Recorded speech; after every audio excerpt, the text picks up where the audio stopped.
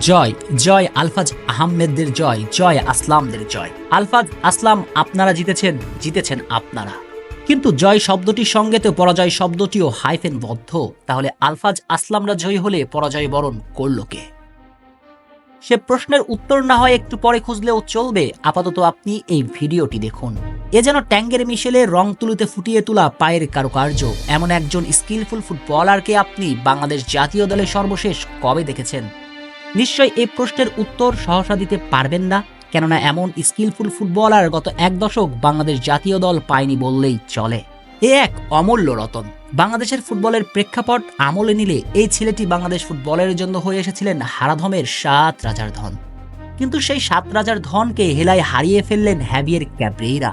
ভারতের বিপক্ষে গুরুত্বপূর্ণ ম্যাচের 30 সদস্যের স্কোয়াডে তাকে রাখলেও মূল স্কোয়াডের পরিকল্পনা থেকে বাদ দিয়েছেন, যা নিয়ে আলোচনা সমালোচনাতে 6 লাফ সোশ্যাল মিডিয়া। অবশ্য এর একটা ব্যাখ্যা দিয়েছেন বাংলাদেশ বস, যে ফাহমিদুল এখনও জাতীয় দলে খেলার জন্য নাকি পুরোপুরি প্রস্তুত নন, তার কাছে ফাহমিদুলের চেয়েও ভালো অপশনটা আছে। তাহলে চলুন তো দেখে নেওয়া যাক তার চেয়ে ভালো অপশনটাকে। ফাহমিদুল একজন ভার্সেটাইল ফুটবলার, অর্থাৎ দলের জন্য যে কোনো পজিশনে খেলতে সবসময় প্রস্তুত থাকলেও তিনি প্রথাগত লেফট উইঙ্গার। আর এই পজিশনটাতে খেলবেন বসুন্ধরা কিংসের ফুটবলার ফাহিম আহমেদ।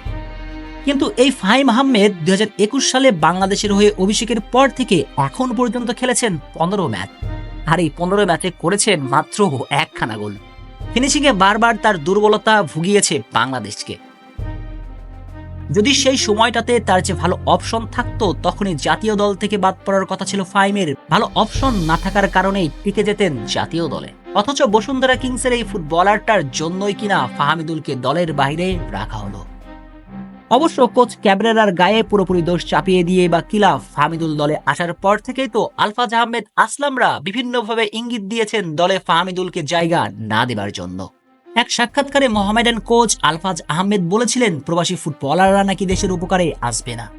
কিন্তু তারা কি জানেন না লিওনেল মেসির গল্প, অথবা 2018 সালে বিশ্বজয়ী ফ্রান্স দলের গল্প? তারা জানে, তারা সবই বুঝে, তবুও তারা চায় না ফাহমিদুলদের দলে, অর্থাৎ তারা আজ জয়ী।